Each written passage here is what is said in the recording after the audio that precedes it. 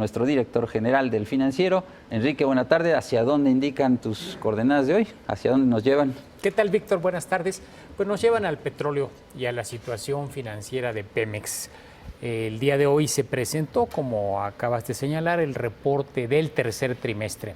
Y hay 3 o 4 puntos que conviene subrayar de este reporte.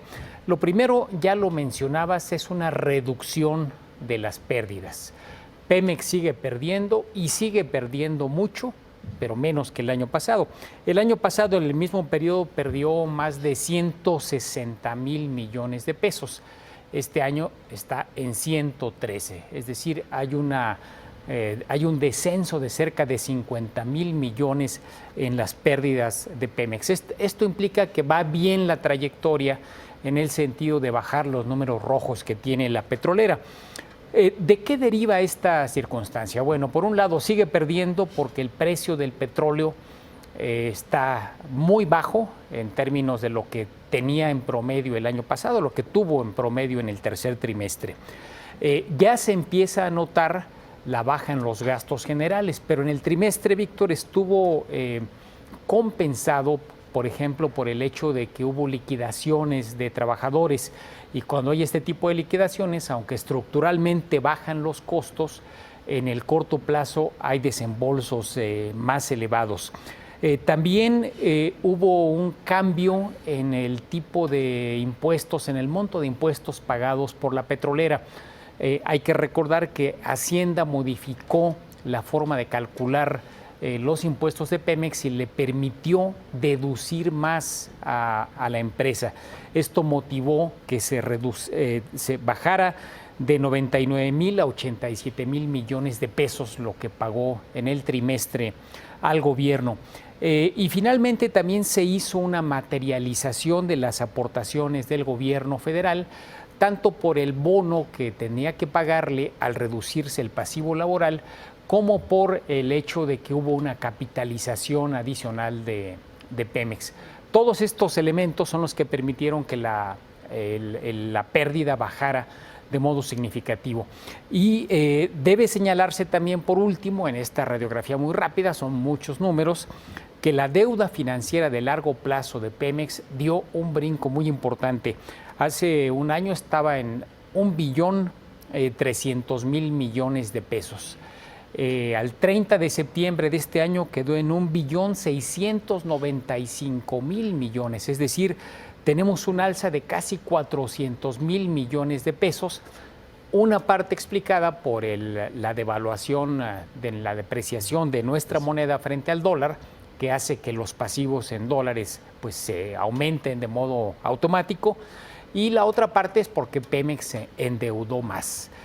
Algo que ya las calificadoras han señalado, que este endeudamiento pues ha sido necesario para poder cumplir con los compromisos financieros que tiene la empresa. Enrique, déjame preguntarte 2 cosas. En términos del resultado, esta semana estuvo el director de Pemex en el foro organizado por el financiero Bloomberg e Interacciones. Ya se ve la mano de la nueva administración, como dices, sigue perdiendo, pierde mucho, pero está perdiendo menos que lo que perdía el año anterior. Y algo muy importante, Enrique, es que la próxima semana Pemex va a presentar su plan de negocios, que eso va a ofrecer una perspectiva a mediano y largo plazo. Te pregunto, ¿ya se puede ver un cambio en la situación financiera de Pemex en los últimos meses, de febrero para acá, que es cuando llegó el nuevo director? ¿Y qué esperar de este plan de negocios que se va a presentar la próxima semana? Sí, ya se ve. Es el segundo trimestre donde las pérdidas bajan si comparamos contra el 2015. Esto quiere decir que la trayectoria, como decíamos, va en sentido correcto. Todavía falta mucho para estar en equilibrio, pero va caminando. Respecto al plan de negocios, que en principio se dice se presentaría el próximo jueves, es decir, en poco menos de una semana, es importante porque es la hoja de ruta de Pemex, es decir, estos que han sido movimientos de corto plazo se van a poner ya estratégicamente como parte de una trayectoria para varios años. Y quizás lo más importante, se van a especificar cuáles son las otras fuentes de ingreso que tiene la petrolera que no se han explotado todavía o se ha hecho parcialmente, como parte de la reforma energética. Cito solamente 2 o 3.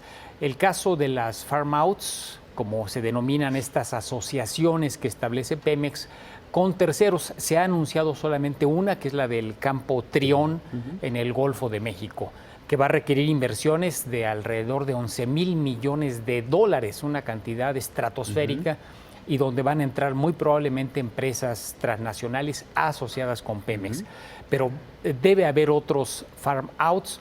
Por ejemplo, se habla de que se están buscando socios para operar refinerías, para que Cadereyta en Nuevo León o Salina Cruz en Oaxaca o Salamanca en Guanajuato, por citar 3, sean operadas por un tercero donde adquieren una participación accionaria en la refinería. La otra parte es la bursatilización de activos. En este caso se habla sobre todo de los ductos, los tanques de almacenamiento, que eventualmente puedan ser colocados en la llamada fibra E, y esto generarle a Pemex ingresos adicionales. Y finalmente, Víctor, también está la venta, directamente la venta de activos. Por ejemplo, está en discusión el tema de la participación de Pemex en los astilleros españoles, las compras que hizo, o bien la participación en algunas empresas del sector petroquímico, hasta del sector minero. Hubo participación de Pemex, que eventualmente podrían ser puestas directamente a la venta en los mercados y generarle también un ingreso adicional para concentrarse pues en la parte central de su negocio, que es la extracción de crudo. Bien, pues estaremos atentos al plan de negocios de Muy relevante para la próxima semana. Gracias, Enrique. Muy buenas tardes.